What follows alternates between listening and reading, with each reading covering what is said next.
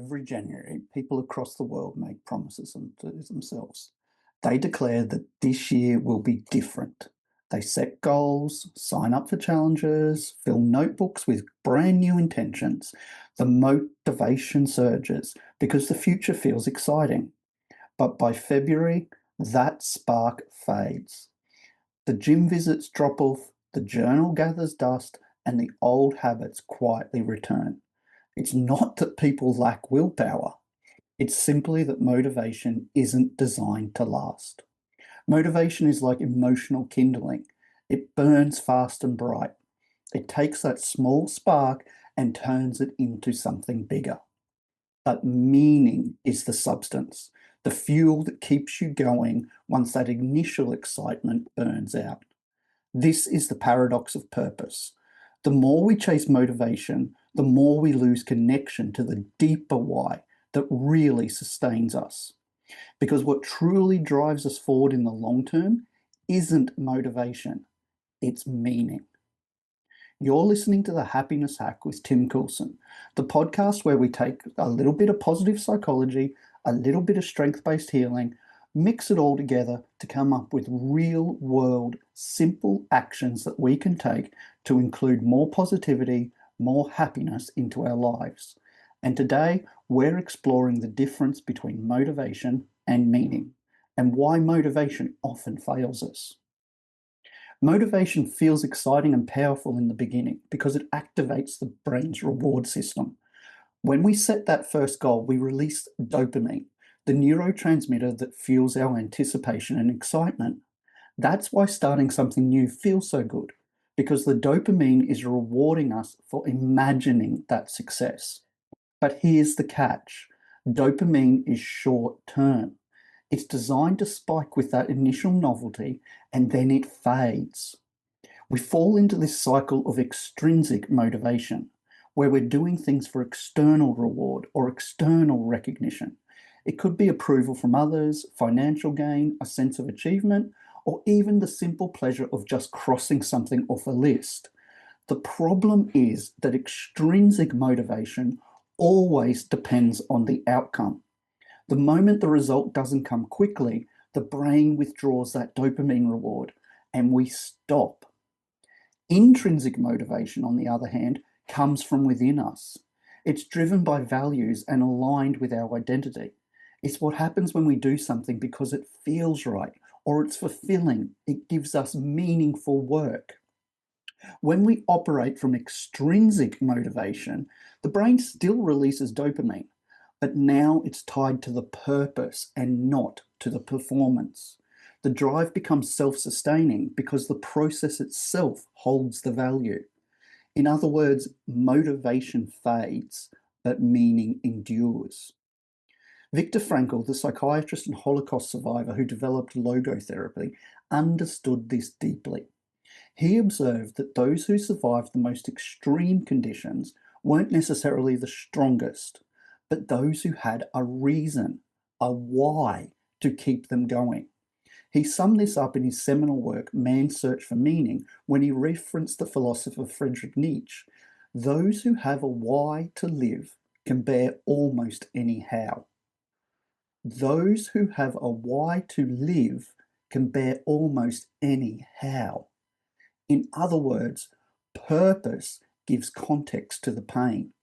It transforms obstacles into opportunities. When we connect to our deeper purpose, effort stops feeling like struggle and it starts feeling like steps towards a progress. But this is the thing, meaning needs direction. Every meaningful action needs to be working towards a deeper vision. The vision gives purpose its form. It takes that abstract value and turns it into a tangible reward, a meaningful path forward. It's the bridge between who you are and what you're becoming. Think about the world's most successful organizations. They all articulate a very specific vision. Disney, for example, defines its vision as the Walt Disney Company is to entertain, inform, and inspire people. It's simple, but it's also deeply, deeply human. It doesn't talk about theme parks or profits or blockbuster movies. It speaks to an impact, to inspire people. That's meaning turned into motivation. Your personal vision statement can work the exact same way for you. It's not about setting goals or ticking boxes. It's about identifying how you want to contribute to the world and how that contribution reflects your deepest values. When you know your vision, you stop asking, "What should I do next?" and start asking, "What would be most meaningful right now?" It's a subtle difference, but where before you were trying to rely on motivation, "What should I do next?" Now you're relying on meaning. What is the most meaningful step right now? That's the difference between chasing progress and living with purpose. So, how can we decide what our purpose is? It comes down to a simple equation. It's not a mystery, it's a structure. The formula is simple. Your purpose equals your values plus the contribution you want to make plus the direction you want to move. Let's break that down, okay? So, your values, that's like the foundation blocks.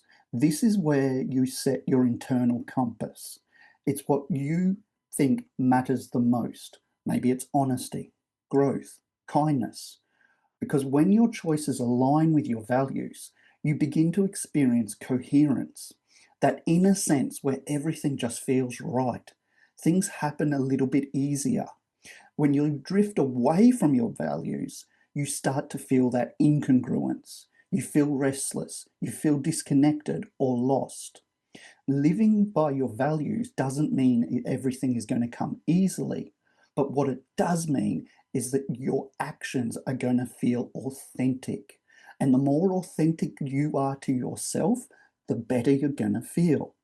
Because when you add a little bit of contribution in with your values, we're starting to make movement.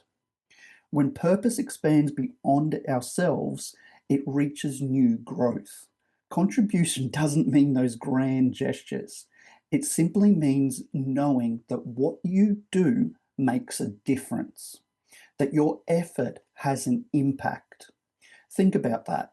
If you are constantly doing something and you're making no impact, it becomes incredibly hard to continue to do it.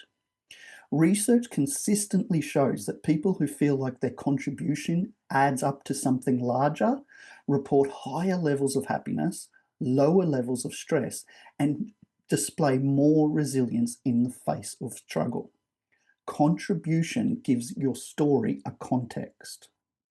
The final ingredient we need is direction. Values and contribution gives the purpose substance, but direction gives it momentum. Direction is where the vision connects your choices into a cohesive path. It's the answer to the question, where am I heading? Without direction, effort scatters. With it, effort compounds. You can get really, really good at doing something, but you could be caught up in doing a whole bunch of busy work and not actually moving in any particular direction. So when you focus your direction, your actions start to lead to that deeper contribution. Suddenly, your purpose starts to compound. When you integrate all of these together, you create psychological alignment. This is a state where what you believe, what you give, and what you're doing all support one another. Life suddenly stops feeling like reactions and starts feeling like responding with intention. And that's a really powerful shift. When we can respond instead of react, we're going to be able to make choices that align with our long term goals. Think about it. If you are faced with a situation where you emotionally react, your first action is normally different to how you would respond if you were a little bit calmer, a little bit slower to react, and started to meaningfully respond instead. So, how do we move out of motivation and into meaningful action? It's a subtle shift, but it begins with aligning to what you believe. So here's 3 practical ways to get us started. First off, I want you to redefine success. Instead of measuring success through outcomes, measure it through alignment. So instead of asking, what did I achieve today? Ask, what did I do today that reflects my values? This little shift in perspective changes everything. Suddenly we aren't focused on the outcome, but the intention behind our actions. Effort feels meaningful. External validation becomes optional. Others might not see where we're going, but if we see it ourselves, the intrinsic motivation starts to become self-sustaining. It's less about the goals and more about moving towards a bigger picture. Redefine that success. While you're doing that, try to reframe your struggle. Meaning doesn't erase discomfort, but it does give it direction. When you're challenged, remind yourself, this moment is teaching me something. I am building towards something bigger. Resilience grows when our struggle is reframed as a purpose in motion. And the last thing I want you to do, absolutely craft your personal vision statement. It should be simple, one sentence. It's a statement that captures how you want to live. Keep it clear, keep it honest, but most importantly, keep it human. Maybe it's going to be to inspire calmness and connection wherever I go, to lead with compassion, courage, and curiosity. Or mine is to learn continuously so I can help others grow. Because when life gets chaotic, your vision statement gives you something to return to. It's your personal compass, a way to realign your meaning when your motivation starts to falter. The more that we can craft our own personal vision statement, the more that we can take deliberate actions towards our goal. So, if you've ever felt that you start strong but struggle to sustain momentum, then this is for you. Take a moment, do a little bit of an audit. Choose one area of your life where you notice that your motivation fades quickly. Identify the deeper why behind it. Maybe it's going to the gym. Why do you want to go to the gym? If it's to look good for other people, sure, that might motivate you for a little while. But if your why behind going to the gym is because your long-term health depends on it, suddenly it has meaning and you're so much more likely to continue to go. I want you to replace your outcome-driven language with value-based language. In other words, move from I need to finish this to I want to finish this because it matters as it helps me grow. Each time you reconnect to your why, you're rewiring your brain to associate that effort with meaning, not exhaustion. Over time, this practice begins to build consistency, and consistency builds transformation. Remember, motivation gets you started, but meaning keeps you steady. Purpose doesn't require perfection, it requires presence.